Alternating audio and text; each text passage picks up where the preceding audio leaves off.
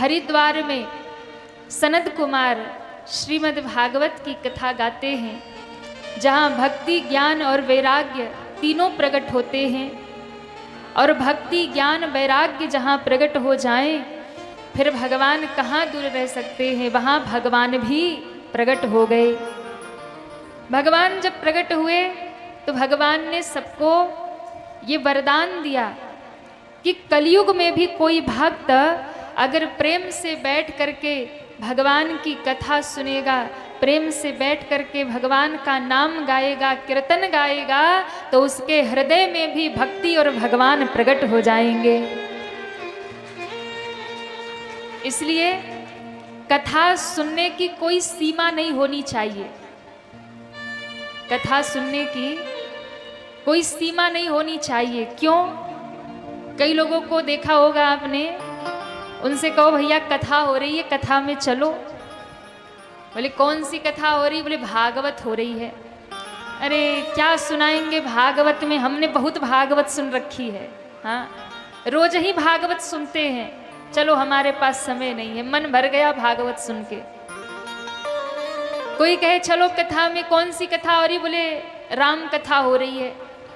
अरे राम कथा में क्या रखा, वही राम रावण की लड़ाई, वो तो रोज ही घर घर में हो रही है, क्या सुन के होगा, हमें पूरी राम कथा मालूम है। तो जो व्यक्ति कथा सुन करके ऊब जाए और जो कहे कि क्या बार बार वही भागवत कथा, वही शिव महापुराण कथा, वही राम कथा, क्या बार बार सुनना, अब हमें नहीं सुनना, तो समझ लो कि अभी उसने कथा को सुना ही नहीं है, अभी उसने कथा का महात्म जाना ही नहीं है। क्यों? कथा सुनने के लिए तो कहा गया कि भैया कथा सुन करके जिसका मन कभी तृप्त ना हो। भागवत जी में भी कहा, राम कथा में भी कहा कि 2 बार 4 बार जिसने कथा सुन लिया और कहे अब नहीं सुनना, अब बहुत हो गया, अब मन भर गया, तो समझ लो कि अभी वो सच्चा भक्त नहीं है, श्रोता नहीं है। कथा सुन करके जिसका मन भर गया वो सच्चा श्रोता नहीं है। फिर बोले एक बार कथा सुने, फिर दूसरी बार सुनने की आस जग जाए, दूसरी बार कथा सुने तो तीसरी बार सुनने की आस जग जाए, यानी प्रेम निरंतर बढ़ता ही चला जाए, तब समझ लीजिए कि आप सच्चे श्रोता और भक्त बन गए हैं।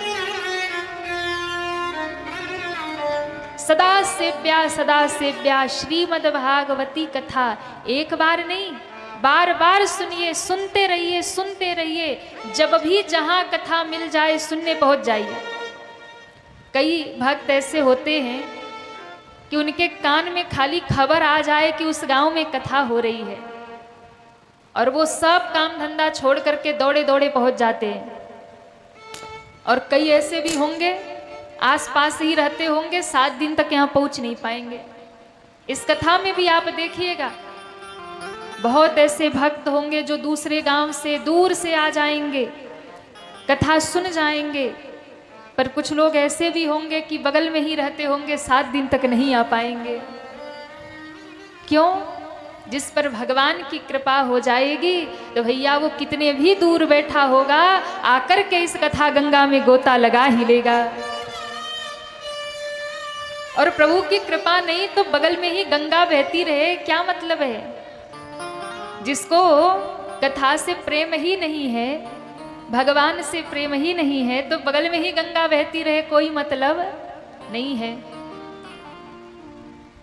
तो हमारा शास्त्र ये कहता है कि कथा सुनकर के जिसका मन कभी तृप्त ना हो, भर ही निरंतर हो। स्वामी जी महाराज मानस में कहते हैं कि श्रोता कैसा होना चाहिए? भक्ति धुंधुली जथा नाम तथा गुण। पंडित जी तो बड़े सीधे साधे, पर उनकी पत्नी उतनी खतरनाक, बहुत खतरनाक। पंडित जी जितने शांत, वो उतनी झगड़ा करने वाली। अच्छा, अब कई बार ऐसा होता ही है कि भाई लोग बड़े सीधे साधे बेचारे गऊ की तरह होते हैं और मैया उतनी खतरनाक। हाँ, अब इनकी हिम्मत नहीं कि एक शब्द बोल के दिखाए। अगर बोल दे तो बोले घर में जाती क्लास लग जाती है, हाँ क्या बोल रहे थे बाहर, ऐसे कहते हैं। तो ये बेचारे डरे शह में घूमते रहते हैं। तो कईयों की हालत ऐसी होती है। पर आप लोग अच्छे हैं, हम यहाँ की बात नहीं कर रहे, यहाँ के तो सब बढ़िया है। अच्छा कोई मैया खतरनाक होंगी भी तो हमें क्या लेना है। अभी आज कथा का दूसरा ही दिन है और मैयाओं की प्रशंसा तो करनी पड़ेगी भाई। हाँ अभी हमें 6 दिन यहाँ और रहना है ना।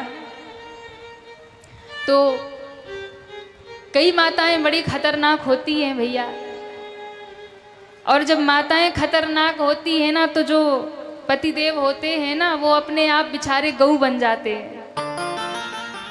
तो पंडित जी जो थे वो बड़े सीधे सरल, पर पत्नी उतनी खतरनाक। दिन भर निंदा चुगली करती, घर घर में झगड़े लगाती। जब तक 4 लोगों में दिन भर में झगड़ा ना करवा ले तब तक उनका भोजन नहीं पचता था। पंडित जी कहते चलो कथा सुनने, बोले क्या होगा कथा सुन के। पंडित जी कहते चलो तीर्थ कर आते, दान कर आते, बोले कुछ नहीं करना। पंडिताने उल्टा ही करे। पंडित जी बहुत सीधे थे, जैसे तैसे निर्वाह कर रहे थे, सब अच्छा चल रहा था। लेकिन वो कहते हैं ना कि अगर आप शांति से जी रहे हैं तो दुनिया वालों को ये बात हजम नहीं हो सकती। अगर आप शांति से जी रहे हैं ना तो 4 लोग जरूर पीछे पड़ जाएंगे कि कुछ ऐसा करो कि ये परेशान हो जाए।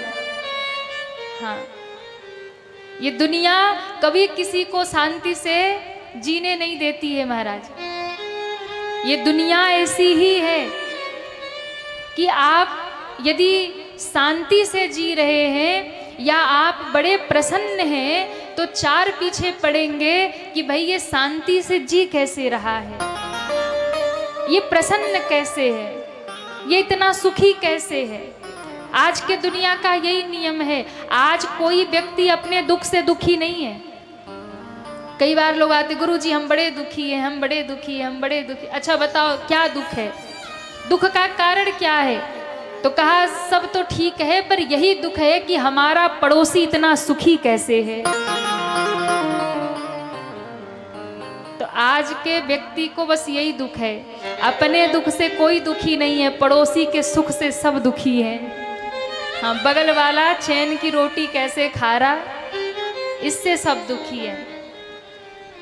और दुनिया का यही नियम है कि जब तक आदमी जिंदा रहेगा ना लोग चैन से जीने नहीं देंगे, और जब मर जाएगा तो वही दुनिया वाले कहेंगे एक बार हमसे तो बताया होता, हाँ एक बार हमसे तो कहा होता, अरे हम समझते उसको, हम उसकी परेशानी में उसके साथ खड़े होते।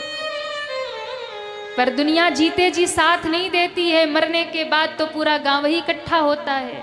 हाँ जीते जी यहाँ कोई साथ नहीं देता।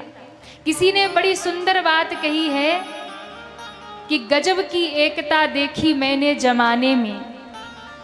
गजब को बताइए, समुद्र में कभी बाढ़ आती है क्या? कभी ऐसा होता है कि जल उसमें अधिक हो गया, जैसे नदियाँ बढ़ जाती है, नदियों में बाढ़ आती है। दुनिया भर की जितनी भी नदियाँ हैं वो सब जाके कहाँ मिल जाती हैं? कही है समुद्र में, समुद्र में मिल जाती है। पर समुद्र कभी बोर्ड नहीं दिखाता कि आई एम फुल, अब मत आओ मैं भर गया। कभी बोर्ड नहीं दिखाता, कभी नहीं कहता कि मैं पूरा हो गया। जितनी भी नदियां आती रहती है, आती रहती है, समुद्र सबको समेटता रहता है, समेटता रहता है, समाहित कर लेता है। यानी जब हमारा हृदय समुद्र के समान बन जाएगा, हमारे कान में कथा रूपी नदियां आती रहे, आती रहे, आती रहे, और कथा सुन सुन करके जब आपका हृदय कभी तृप्त ना हो, कथा से जब आपका मन कभी भरे नहीं, तो समझ लो कि आपके हृदय में भगवान का निवास हो गया है। बात समझ में आ रही है? ताली जोर से बजा दिया करिए। जब आपका मन कथा सुन के न भरे तब जान लीजिए कि हृदय में भगवान का निवास हो गया है, घर हो गया है। एक स्थान भगवान जब पूछते हैं मैं कहाँ रहूं, तो वाल्मीकि जी ने कहा कि जिनका मन कथा सुन करके कभी तृप्त ना हो, हे प्रभु आप उसके हृदय में निवास करिए, उसके हृदय में भगवान का घर बन जाता है। तो एक बार दो बार नहीं कि चलो हमने तो, कई बार लोग कहते हमने संकल्प किया था 5 भागवत सुनने का, हो गई अब कहानी खत्म, अब नहीं करवाएंगे, अब नहीं सुनेंगे। नहीं, सदा सेव्या श्रीमद् भागवती कथा यस्या श्रवण मात्रेण हरिश्चित्तम समाश्रयेत। इसे श्रवण करने मात्र से भगवान चित्त में आ जाते हैं, हृदय में आ जाते हैं।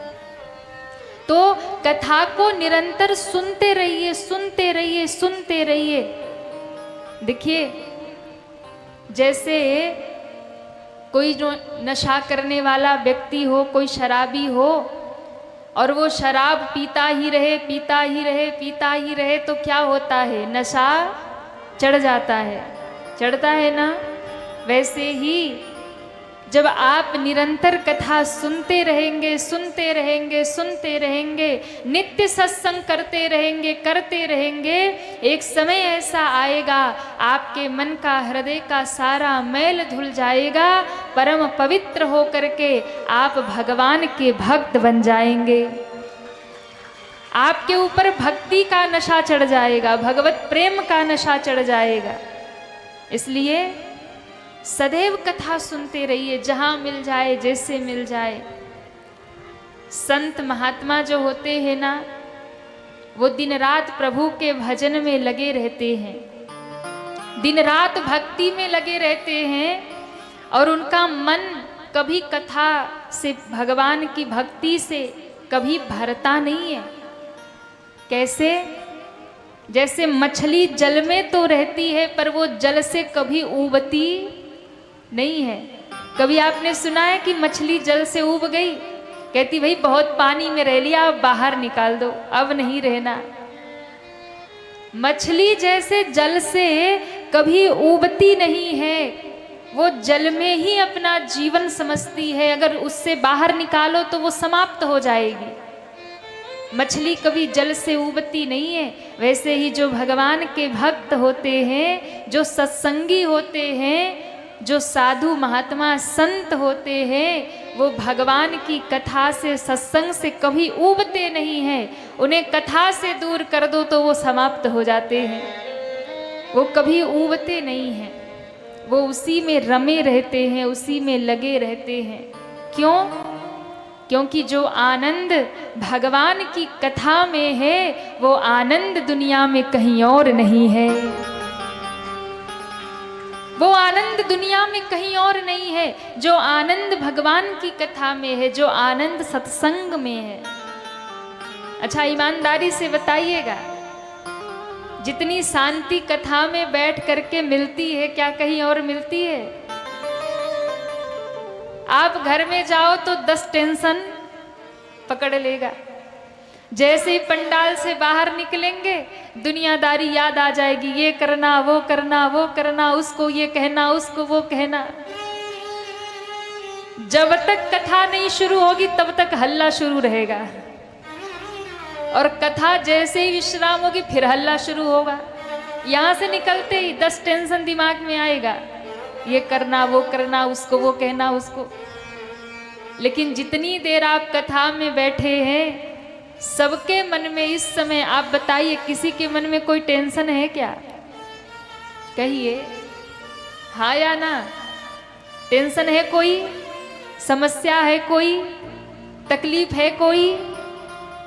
अरे हमने तो यहाँ तक प्रमाण देखा है कि शरीर अस्वस्थ होता है, और लोग कई बार बड़े दुखी होते हैं कि हम उस अवस्था में नहीं है कि कथा सुन पाए। पर कथा जब शुरू होती है तो शारीरिक कष्ट भी मिट जाता है, जो दवाइयों से नहीं मिटता, वो शारीरिक कष्ट भी कथा सुनने से समाप्त हो जाता है। एक नहीं, कई कई प्रमाण हमने अपनी कथाओं में देखा है। कई बार कई जगहों पे कथा हुई तो शरीर शारीरिक रूप से अस्वस्थ